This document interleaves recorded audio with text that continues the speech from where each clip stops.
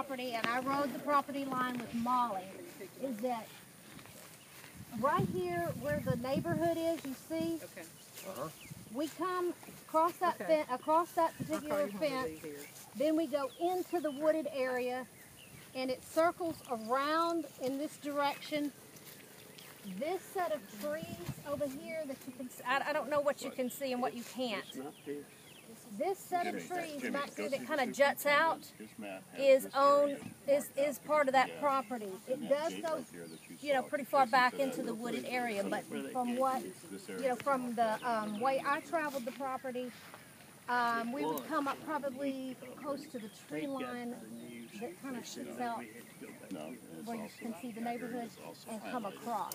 Now, that will give us some flat area to possibly go ahead and consider putting in, you know, our pole barns or even a small classroom, and then it could provide us then with wooded area for environmental studies.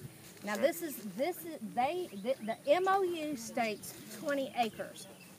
There is a potential, from what I understand, that we could possibly go ahead and partner with Roy Hyatt.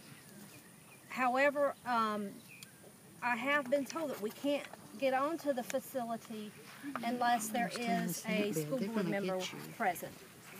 So I don't know how that's going to affect us. I don't know if there can be something worked out there.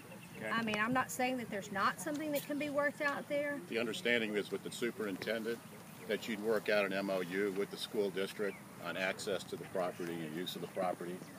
Okay. But basically he's talking about, and I don't know if we're going there, the actual Roy Hyatt facilities that are up in the northwest corner of this entire track, plus the track that's down here in the southeast corner, which is on the MOU. Also, if anybody is familiar with the Roy Hyatt property, there is a trail that leads to this property right here, and from the end of that trail is where the 20 acres would actually begin. That is in the MOU, or no, however it's been. Well, you need to get that straightened out, because I'm telling Jimmy, okay, if you take a look at what's highlighted on the map with the superintendent and on the sales agreement, it's this southeast corner that's been marked out. Okay, it's just with what we were able to follow with the last map that I presented, and that's, you know, of course. So when we submit the package, it'll get, you know, we'll get the proper designation of the property so you have a better understanding. But according to what I've seen, it's that track down there in the southeast corner of this entire track here that was designated, that the school superintendent said that he was willing to talk about.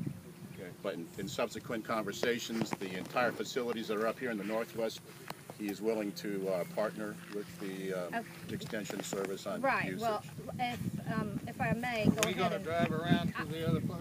I don't. They say it's locked. Okay. All right. So what is the Roy Hyatt? Hold up. Can I please move on with the proposal, please?